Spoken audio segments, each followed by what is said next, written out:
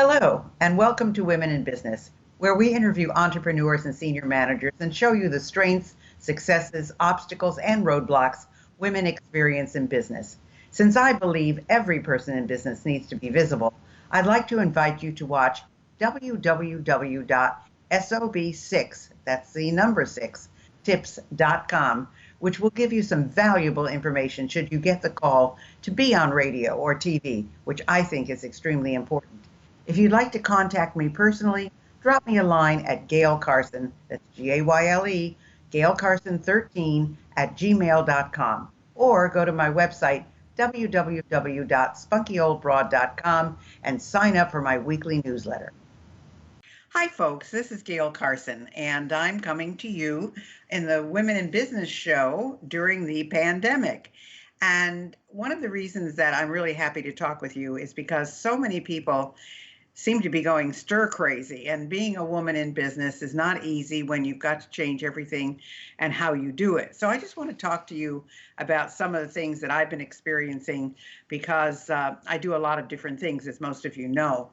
First of all, I want to invite all of you who may be over the age of 50 to my new Facebook group, which is facebook.com/groups/virtual SOB club, because we have a club now. We have over 180, I think 189 members now in 5 weeks, so that's pretty good. But I just want to invite you to that if you are over 50. But back to being a woman in business. First of all, I want to say that I have been doing extremely well during this pandemic. My neighbors have been absolutely fantastic. Many of them cook me food, although I am getting Meals on Wheels, believe it or not. I'm old enough to get them, so I'm getting them.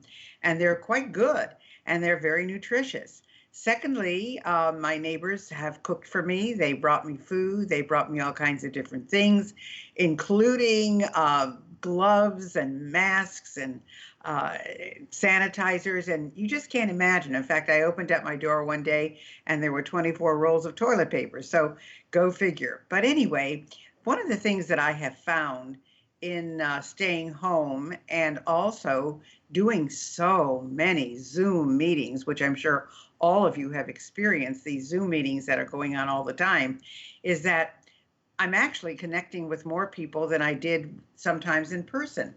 When you're talking to somebody and you are glued to them on Zoom because they're looking right at you, you get to see what a person is like. You see how they experience things. You see their reactions.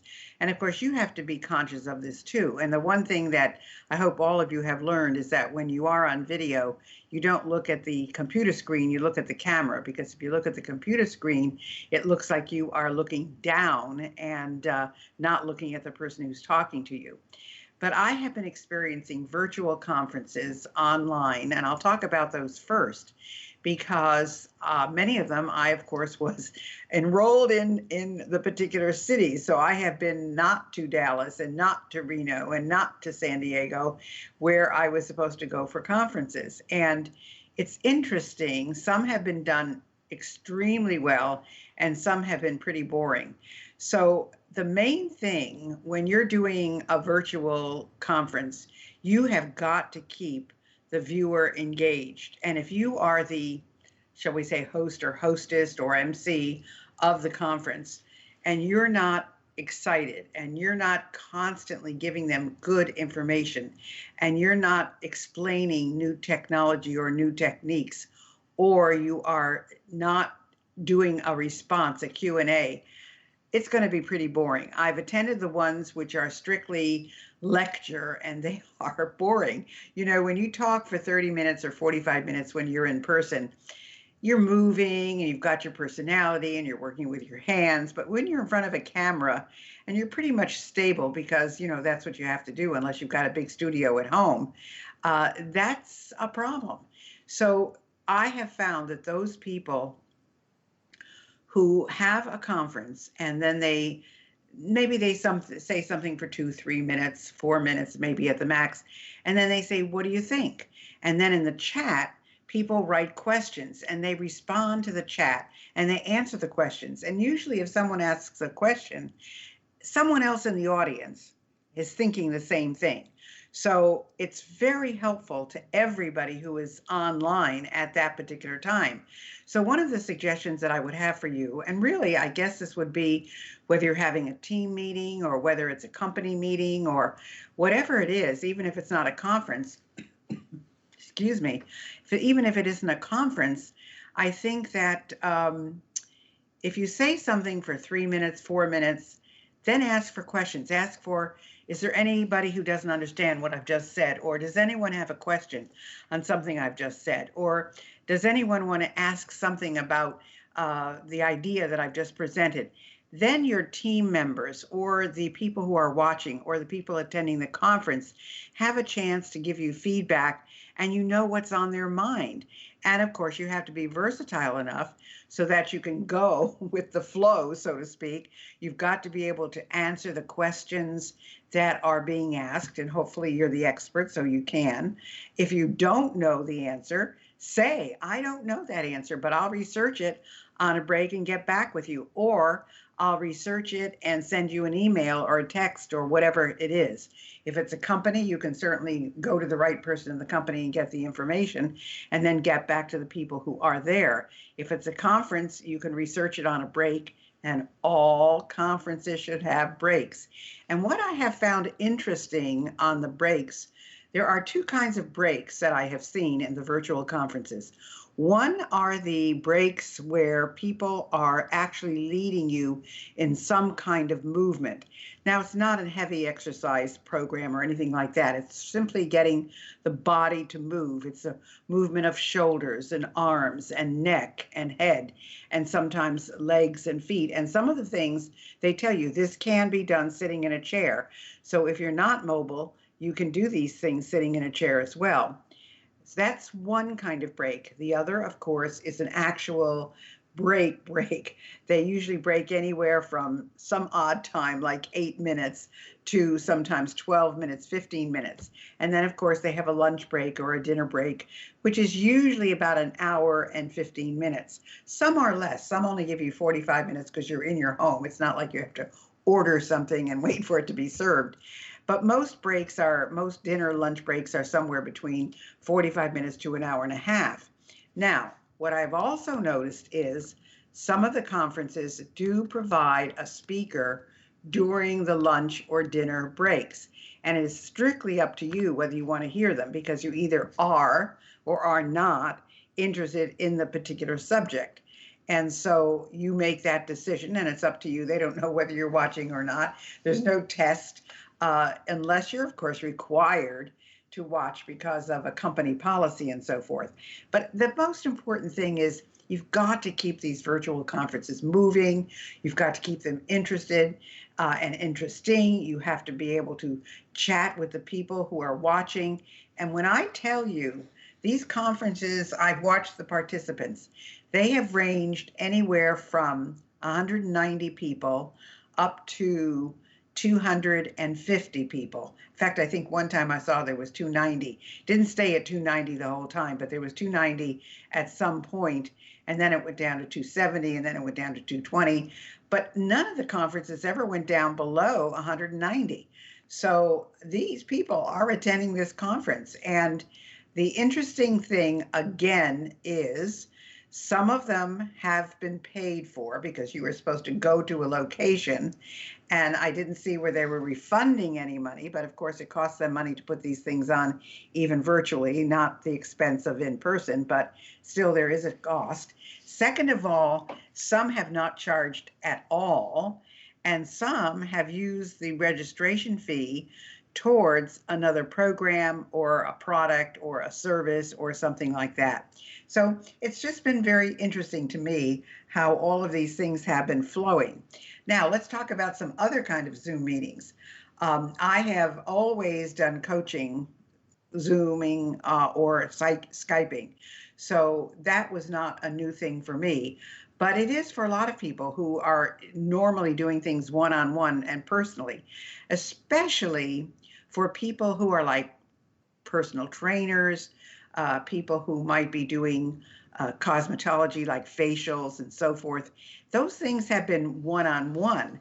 And now people are doing training online. As a matter of fact, I did a 1 hour Zumba this morning before this broadcast because I wanted to get my exercise in and I hadn't done cardio in 2 days. I had been doing biceps and triceps and shoulders and back and all the other parts, but I really hadn't gotten a cardio in. So I went online. I must have, oh gosh, by now I probably have 50 different workouts on my computer. So I did 2 Zumba workouts. I did one that was a gold, which is for the beginners, and one was the regular. And I can tell you that there is a difference. I mean, it makes a difference in your body. So, but the trainers have also been working virtually. So that is something. And then, of course, what has happened with the cosmeticians, they have taught you how to do facials at home. If you have their products, they tell you how to do it with their products. I mean, it's just been amazing. The other point where I have been on Zoom all the time is the clubs and organizations I belong to. The Florida Speakers Association has gone crazy with Zoom meetings, and they've been fabulous because they've got fabulous speakers. I mean, after all, these people are professional speakers. So we've had some really, really great sessions online. And you're also, of course, able to give feedback and talk about it and post in the chat and so forth. So that has been interesting. I belong to another group called the Commonwealth Institute, and we've been having a lot of virtual meetings, and they're doing book reviews. They used to do all of these in person, but they're doing book reviews and book critiques and things like that online.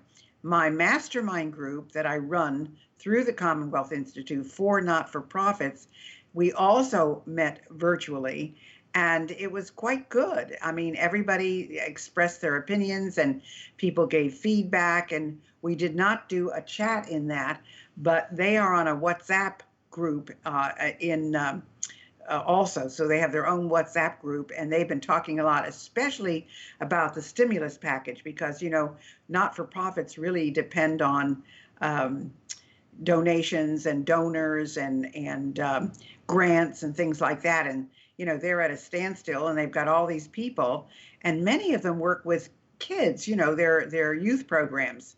And so all of the youth are not there anymore because, you know, they're all being kept home. So that's really changed what they're doing and if they're even open at all. Some of them are, and I have people in my mastermind group from Habitat for Humanity, Girl Scouts. I mean, I have a wide variety of people, Arts for Learning. So there's that as well. So we've been having virtual meetings with them. We meet once a month. So that's for 3.5 hours. So that's been very interesting. And the interesting part of that is sometimes when we're in these sessions, the mastermind groups, you know, people get off on tangents or they get into, and we do encourage personal talk and personal situations because everybody in here, it's all confidential. Nothing goes outside of the room. So they're protected by anything that they say. And it's interesting. We got everything done that needed to get done in 2 hours versus the 3.5 that the in-person meeting takes, mainly because there's a lot of other little chatter that goes on when you're in person. So that was interesting, but we still kept it to 3 hours because then people talked about their personal situations and things like that. So that was a different kind of virtual meeting. And then my business networking group, after deciding what they were going to do, we're going to have our first meeting this week. We haven't had a virtual meeting yet, but everybody's excited about it. Don't know how many people will show up and not sure how many people will even be able to do Zoom because we have some bankers in there and people who, you know, they're not allowed to have Zoom meetings on financial situations. So, but we'll see what happens. So that's the whole point of this quarantine situation. I personally have not been lonely, but I haven't been lonely because I have my cats and they keep me busy and occupied and, you know, doing all their stuff that they normally do. And for those of you that have pets, some of them are happy that you're home and they're spending time with you. And some of them say, well, you used to leave every day and I could do whatever I wanted. So why are you home all the time now? But whatever it is, you know, it's your attitude. You don't have to be lonely.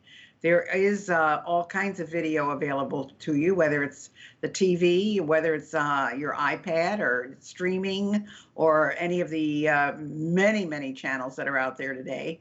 Whether or not you spend your time reading, I mean, this is your time to catch up on all the books that have been piling up that you were going to get to. And there's people that you probably haven't talked to forever, and they are so happy to hear from you. I made it a kind of a goal every day to call one person or two people who I haven't spoken to in a while, who are either in my age range or something, somebody that I've known. And, you know, it's really interesting to hear some of the stories of what they're doing and how they're coping and so forth and so on. But there is no reason to go stir crazy, because there's plenty of things for you to do. You can start a new hobby. Just about anything can be delivered today. So whatever you would be interested in that you might have to go out and buy, you can now buy online and have delivered to you. So there's absolutely no reason in the world for you to be upset. And I have to say, and I'm saying this as a woman in business, I am not looking forward to everything opening up again, because I don't believe everybody's paying attention. There are a lot of people who are not going by the rules. There are a lot of people who are not wearing masks. There are a lot of people who are not socially distancing. And since I am immune compromised, I'm not going out of the house. As I talk to you now, I'm now in my 8th week of not going anywhere. The only place I went in 7 weeks was this past week. I went to the oncologist because I had to have my checkup. But interestingly, he didn't even come near me. We talked about what I was doing and my condition and how I felt, and they took my blood pressure and weighed me, and I had my blood tests, which came back great and so forth, although he did schedule me for a CT scan in 2 weeks. But, you know, he had a mask on, I had a mask on, and that's how we dealt with each other. And I was the last person there, and my appointment was at 2:40. So they've just been very good about how they're scheduling everybody. So what I'm saying to you is, I think it's all your attitude. And most of you know that I'm always someone who talks about positive thinking and positive attitudes. And I have to tell you, that's basically what it takes for this. Number one, you've got to get up and be happy that you got up and got out of bed. Second of all, you need to move. Now, you need to do some kind of exercise. I don't care what it is, whether it's yoga, if you're in a safe environment, to walk. If you want to ride a bike, that's okay, you know, as long as you've got your mask on. If you, for example, work out in the house with weights, if you've got them, or body bars, that's what I use. I use weights and body bars, and I have the bands. I work out with the bands as well. So whatever you've got, but do some movement, whatever it is. I don't care what it is. I don't care if you walk around your apartment or your house for 10 minutes, you know, back and forth, back and forth. You've got to move. So that gets you started. Then either you have had breakfast or you're going to eat your breakfast, and then you get to work. And when you get to work, you get online and you do the things you have to do. And if you finish them ahead of time because you're by yourself and you're able to get them done, great. And if not, then you spend your normal 8 hours doing your thing. But the important thing is, you know, you're valuable and you're an important person, and you're contributing to your business or to someone else's business or to your clients and customers or patients or whomever. And most of my friends who are, you know, have medical conditions, their doctors are giving them instructions and talking with them again online through Zoom or Skype or something like that. They're not having them come in for their tests or things like that. They're talking to them online. So there's a way. And then, of course, you know, you break for lunch, you break during the day. And I have to say, it's important for you, if you can, to every 50 minutes, get up, just walk around to make sure that you're moving, that your mind is thinking, that your blood is flowing. And then you sit back down and start over again. But you don't have to be at your computer for 3 hours straight. You don't have to be online for 3 hours straight. You can say, I need to take a break and get up and walk around. It's perfectly okay. You certainly don't sit at your desk for a solid 8 hours. You get up, you move, you bring something to somebody else, you talk to somebody else, you move to somebody else's office. Those are all things that you can implement just by getting up and walking around. And then when your day ends, and it ends differently for everybody because some people are working with people globally and the hours are crazy. And so, if that's your situation, you adapt to that as well. But when 5 o'clock comes, if 5 o'clock is your normal quitting time, you quit. And then you spend time with the family. This is a great time to reconnect with family. I have to say, I really have empathy for working moms and dads who have to homeschool their kids. It's tough. And people are saying, boy, they never pay teachers enough. That's for sure. So, I feel for them. I really do. Thank goodness I don't have them. My granddaughter is a teacher, so she's lucky. I mean, she's still working like crazy because she's got to work with all the teachers that she supervises. Plus, she has she talks with her boss several times a day because, of course, they're doing online learning. But at least she knows how to teach her kids, and she knows how to schedule their work. So that's a positive there. So I guess really what I'm saying, folks, is that, it is what you make it. Circumstances really determine what shall I say, the being of a person. It really encapsulates who you are and how you deal with pressure. It shows you how tough you are when circumstances aren't ideal.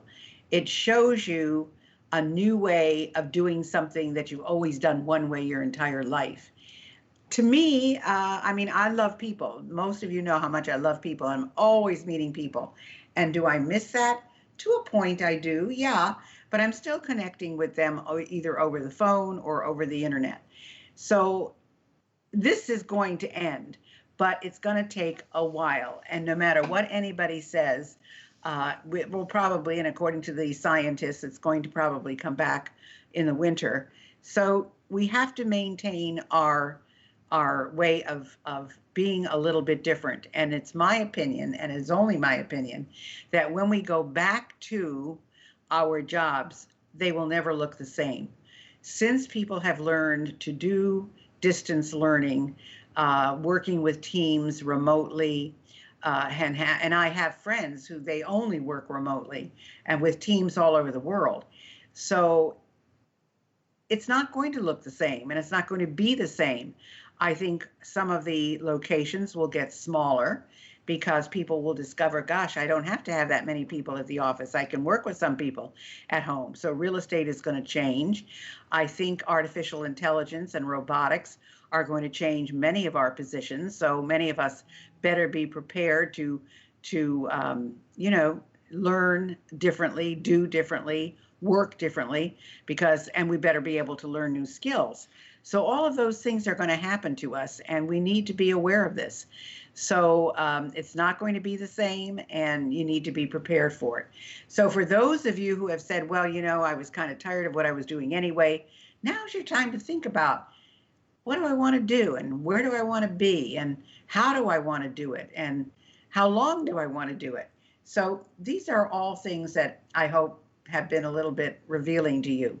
So let me give you a little idea of, again, how to contact me. It's important, I think, for you to be able to reach out. I'd love to know if there are guests that you'd like me to have on the show that I haven't had.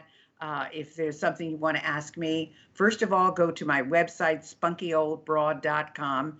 You can sign up for my newsletter there. You can also sign up for the SOB Virtual Club if you're interested, and that is a Facebook club. So you can sign up there. There is no charge. And if you want to email me, my email is Gayle, that's Gayle, Gayle Carson 13 @gmail.com. I am, as you know, on Facebook and LinkedIn and Twitter, so you can find me there as well. And I would love to be able to hear from you And, we have so many good programs for you. For women, I have Living Life with Gusto. I have Mindset Matters, and I have Finding Love After 50. For those of you who are interested in media, getting exposure on television, I have a beautiful online course called How to Get on TV. It also deals with radio and podcasts and writing a book and media releases. And I have another program, Hot Media Secrets. And I have another program as how to put together a segment proposal. So there's lots of programs there for you, and that's under sobuniversity.com. So if you go to sobuniversity.com, you can find my programs there.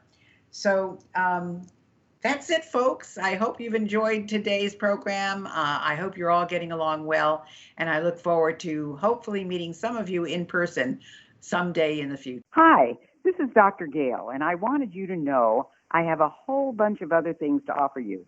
If you go to spunkyoldbroad.com, you will see an array of SOB stuff for sale and all our latest products and additions.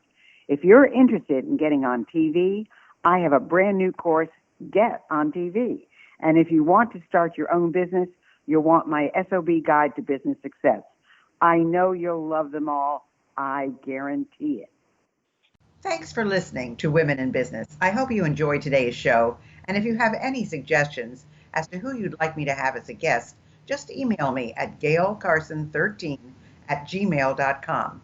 Be sure to check out www.sob6tips.com. And in the meantime, go to www.spunkyoldbroad.com to see the resources I have for you.